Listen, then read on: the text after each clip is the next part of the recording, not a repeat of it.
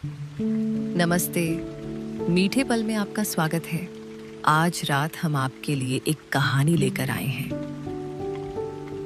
चलिए सुनते हैं।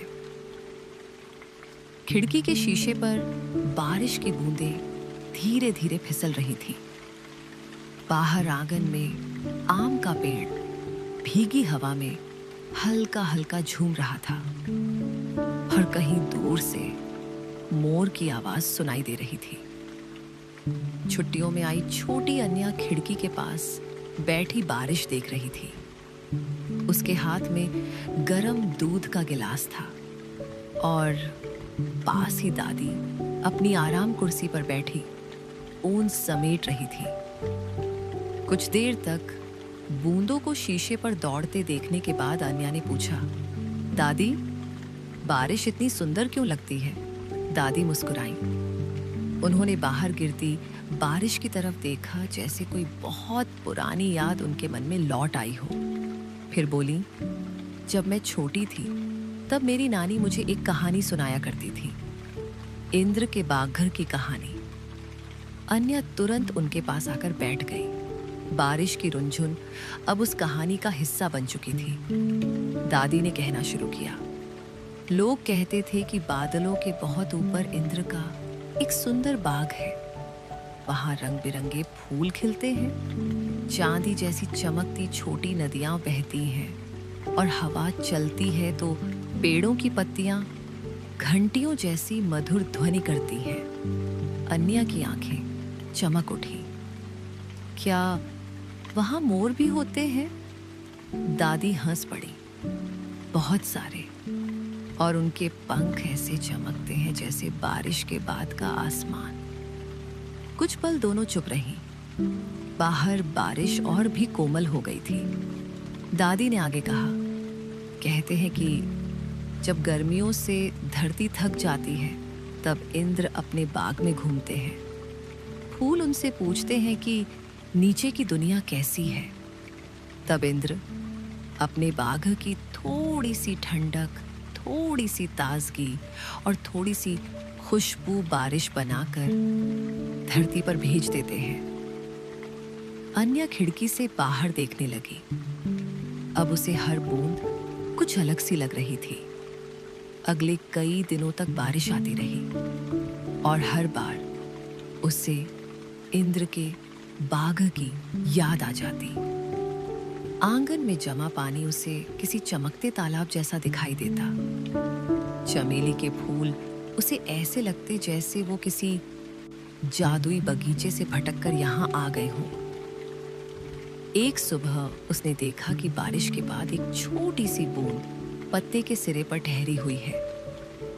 वो उसे देर तक देखती रही। उसे लगा जैसे इंद्र के बाग का कोई छोटा सा मोती वहां चमक रहा हो। दादी मुस्कुराकर उसे देखती रहती। उन्हें अच्छा लगता था कि अन्या अब बारिश को सिर्फ देख नहीं रही थी, बल्कि उसे महसूस भी कर रही थी। एक शाम दोनों बरामदे में बैठी थीं। भीगी मिट्टी की सौंधी खुशबू हवा में घुली हुई थी। पास के खेतों की तरफ से फिर एक मोर की पुकार सुनाई दी। अन्या ने धीरे से पूछा, दादी, क्या सच में इंद्र का बाग होता है? दादी कुछ पल सोचती रही। फिर उन्होंने आंगन की तरफ देखा, जहां बारिश की बूंदें चमेली की पत्तियों पर मोतियों की तरह चमक रही थी। शायद बादलों के ऊपर हो, उन्होंने धीमे से कहा, और शायद हर बरसात में उसका थोड़ा सा हिस्सा यहीं उतर आता हो।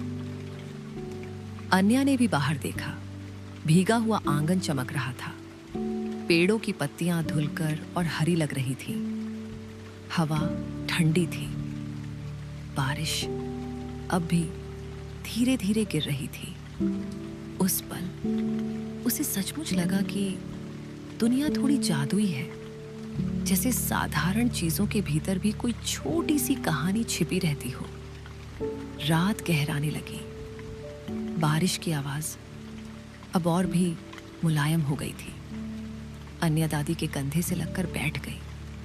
उसकी आंखें धीरे धीरे भारी होने लगी। सोने से पहले उसने एक बार फिर बाहर देखा। चमेली के फूल हवा में हल्के हल्के हिल रहे थे। आंगन बारिश से चमक रहा था और कहीं दूर एक मोर फिर पुकार रहा था। उस पल उसे समझ नहीं आया कि वो अपनी दादी का बगीचा देख रही है या इंद्र के बागघर का एक छोटा सा टुकड़ा।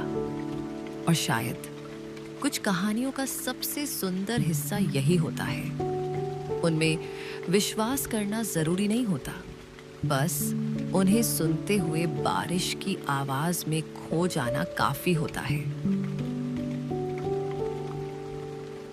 मीठे पल से आपको ढेर सारा प्यार। कल फिर मिलेंगे एक नई कहानी के साथ।